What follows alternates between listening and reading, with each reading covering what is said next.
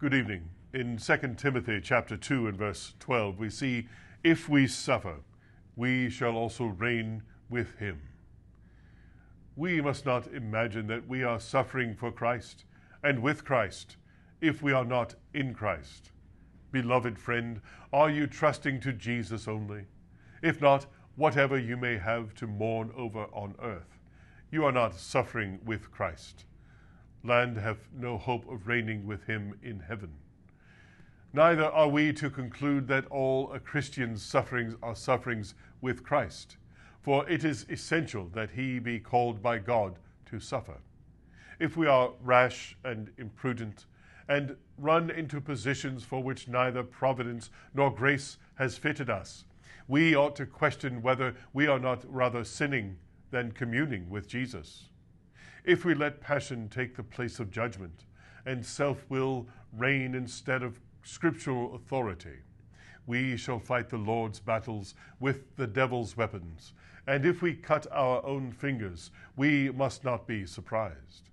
Again, in troubles which come upon us as the result of sin, we must not dream that we are suffering with Christ.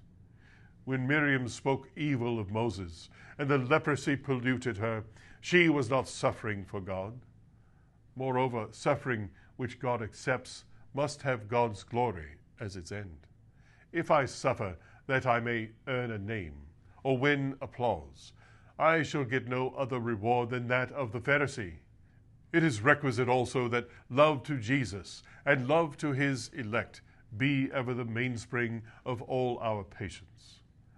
We must manifest the Spirit of Christ in meekness, gentleness, and forgiveness. Let us search and see if we truly suffer with Jesus. And if we do thus suffer, what is our light affliction compared with reigning with him? Oh, it is so blessed to be in the furnace with Christ, and such an honor to stand in the pillory with him, that if there were no future reward, we might count ourselves happy in present honor. But when the recompense is so eternal, so infinitely more than we had any right to expect, shall we not take up the cross with alacrity and go on our way rejoicing?